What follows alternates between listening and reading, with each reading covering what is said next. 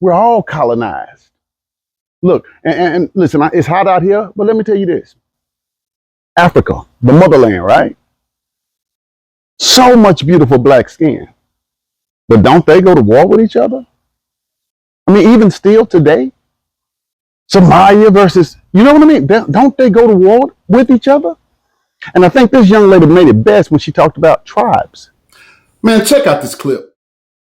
When I first moved here, people used to always tell me, you're not black enough, you're an Oreo, you're secretly white on the inside, as if I wasn't literally from Africa. But I now understand after living here for 8 years that black in the United States is a very specific criteria, and anything outside of that just doesn't fit. But I want to help African Americans understand that Africans coming to the United States are immigrants, first and foremost. Then they are Nigerian or Senegalese or whatever country they're from. And then at some point, they are black. But Africans don't put black high up on their identity well as much as African Americans do. And that is for legitimate reasons on both ends. And so when an African is coming to the United States, they're thinking to themselves, okay, I'm an immigrant here. I have to do my best for myself and my family back home. The sacrifices that took for me to get here were no light work.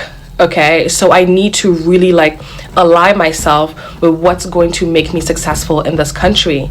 And because it's the United States, it's the dominant culture, which is white American culture. And so Africans are going to instinctively ally themselves with the culture that's going to give them the most success. I mean, African Americans even admit that they have to code switch to be successful here because that's what brings success. And so Africans are like, all right, we'll do that. And it also doesn't help that for a long time, Africans are fed a very negative view of Black American culture, and that's its own propaganda. But because Africans are so conservative and they're coming to a country where Black Americans have been labeled as the antithesis to this conservative traditional family values, they have, if anything, more in common with Southern Baptist white racist people.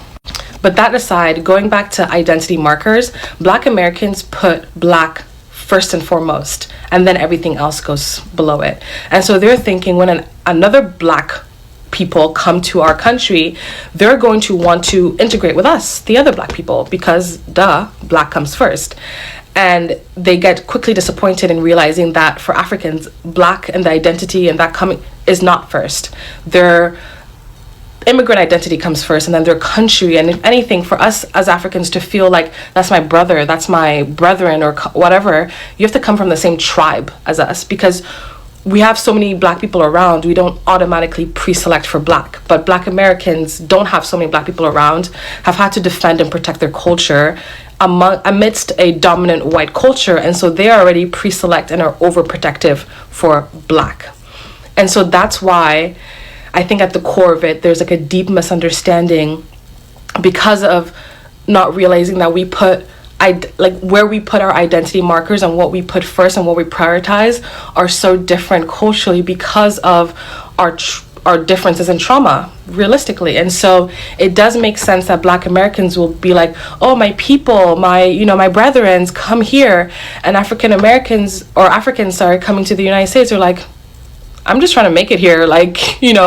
It's a lot of work to immigrate to the United States. And so y'all can stay over there, and I can see why it's hurtful, and I can see why it's taken personally, and I can see the deep misunderstanding and the betrayal that African Americans feel.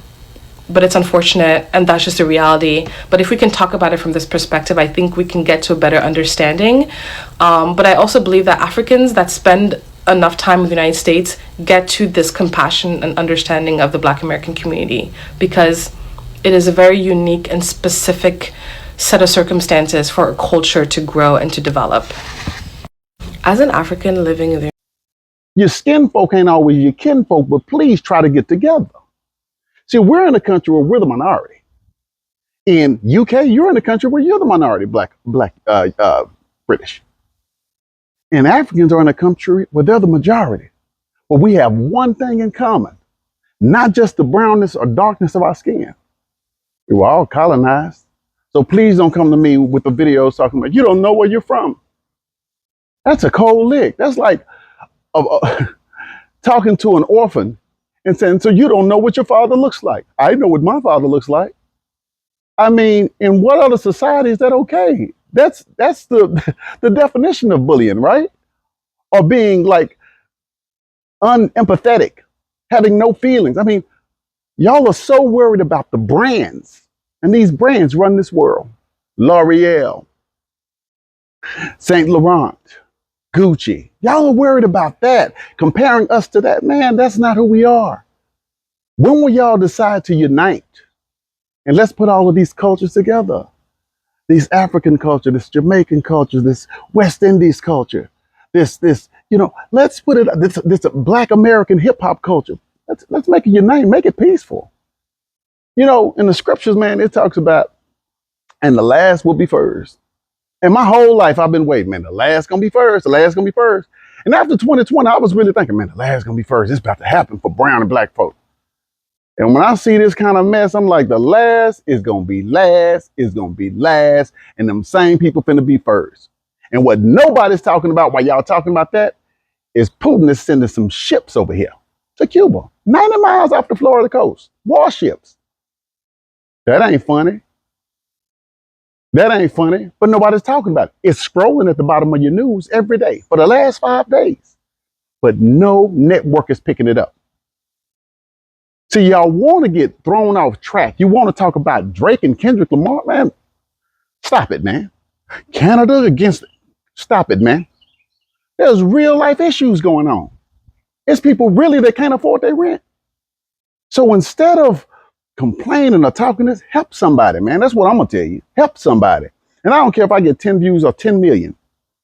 I'm Patrick the Dread, man. I'm from living testimony. I like to bring positive things forward, pull out stories, even if I'm curating something or if I'm dropping something myself.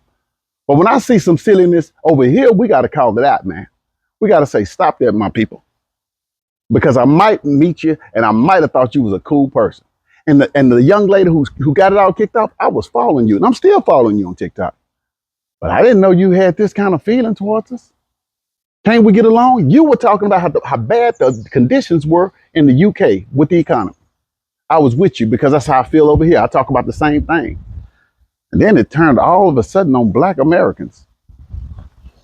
Guys, we've been mistreated on all sides. Ain't that enough to unite us? I don't know, man. Get in the comments. Comment, like, subscribe. Listen, liking, subscribing don't cost you a dime. Why do we hate on each other? Like, subscribe, thumbs up, like, subscribe. I got millions of views. And I'll tell you this, and sometimes I don't get the like, but they'll save my video to their favorites. Don't put my video in your favorites if you can't like it. Like it. It doesn't mean that you agree with what I'm saying, because sometimes it's going to be a dark story. Sometimes it's going to be a horror story. It just means thank you for bringing it to me. Thank you for taking the time to edit this video and share it with us. That's it. It's your boy, Patrick the Dread. I'm out. Cheers. I just really wanted to, call out what I've been seeing online. It's kind of disturbing for me, man.